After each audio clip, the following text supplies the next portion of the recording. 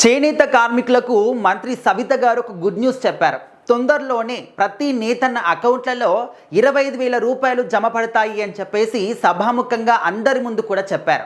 ఆ మాట చెప్పిన తర్వాత ప్రతి ఒక్క నేతన్న ముఖంలో కూడా చెప్పలేని సంతోషం. ఎందుకంటే ఈ మధ్యకాలంలో ఏ పని చేయాలనుకున్నా కూడా మిషనరీస్ వచ్చాయన్నమాట.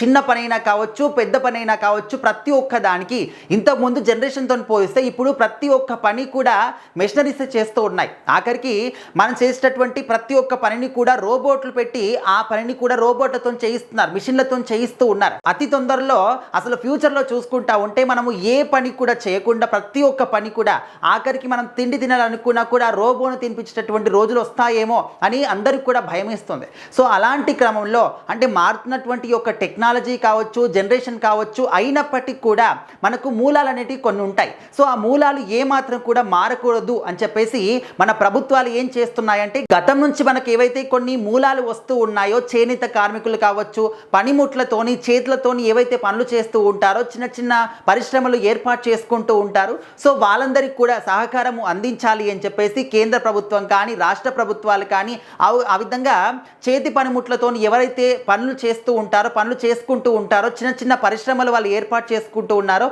వాళ్ళందరికీ కూడా సహకారంగా ప్రతి ఏటా కొన్ని డబ్బులు అనేవి వాళ్ళ అకౌంట్లో వేస్తూ ఉన్నారనమాట. సో దాంతోపాటు వాళ్ళు ఎప్పుడైనా కూడా నష్టపోయినప్పుడు బకాయిలు తీసుకోవాలనుకుంటే ఆ దానికి కూడా ఆ ఒక బకాయిల అకౌంట్లలో కూడా కొన్ని డబ్బులు ముందుగానే జమ చేసి పెడుతూ ఉన్నారు. సో ఇప్పుడు తొందరలోనే ఏపీ ప్రభుత్వం ఇచ్చినటువంటి హామీ ప్రకారం అయితే ప్రతి ఒక్క నేతన అకౌంట్లలో 25,000 రూపాయలు మాత్రం జమ కాబోతూ ఉన్నాయి. ఎట్ ది సేమ్ టైం ఈ నెల 15 తారీఖున ఇప్పుడు మనకు చేనేత కార్మికులకు ఏవైతే వాళ్ళకు సంఘాలు ఉంటాయో, అంటే సహకార సంఘాలు ఉంటాయో, ఆ ఒక ఆప్కో బకాయిలలో కూడా 15 తారీఖున 4 కోట్ల రూపాయలు వేస్తూ ఉన్నారు. అండ్ నెక్స్ట్ మంత్ 2.5 కోట్లు కూడా వేస్తూ ఉన్నారు. వాళ్ళకి ఎప్పుడైనా నష్టపోయినప్పుడు, వాళ్ళకి ఏవైనా కొన్ని నేచురల్ విపత్తుల వల్ల లేకపోతే నష్టం వచ్చినప్పుడు కూడా వాళ్ళ యొక్క బకాయిల నుంచి డబ్బులు తీసుకొని వాళ్ళు మళ్ళీ వాటిని మెల్లిగా అంటే పే చేసుకోవచ్చు అన్నమాట. మనకు అత్యవసర పరిస్థితుల్లో డబ్బులు తీసుకోవడానికి ఒక ఏర్పాటును కూడా చేస్తూ ఉన్నారు.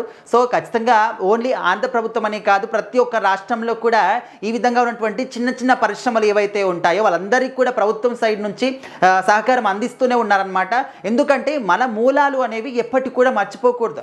ఎన్ని మిషనరీస్ అయినా రావచ్చు, ఎంత క్లిష్టమైనటువంటి పనిని మిషనరీస్ చేస్తున్నప్పటికీ కూడా మనకున్నటువంటి గొప్ప ఈ యొక్క సాంకేతికత అనేది గతం నుంచి కూడా ఉంది కాబట్టి దాన్ని మనము వీడకూడదు, మర్చిపోకూడదు, వాళ్ళని కనుమరుగు చేయకూడదు అని చెప్పేసి వాళ్ళ యొక్క పనికి కూడా ప్రోత్సాహం గవర్నమెంట్ సైడ్ నుంచి అందిస్తూ ఉన్నారు. సో తొందరలోనే ప్రతి ఒక్క చేనేత కార్మికుడి అకౌంట్లలో 25,000 రూపాయలు అయితే పడతాయి అని చెప్పేసి చెప్పారు. సో ప్రజెంట్ ఆ న్యూస్ మాత్రం చాలా వైరల్ అవుతుంది. సో మరి మీకు తెలిసిన వాళ్ళు ఎవరైతే నేతన్నలు ఉన్నారో వాళ్ళందరికీ కూడా వీడియోని షేర్ చేయండి.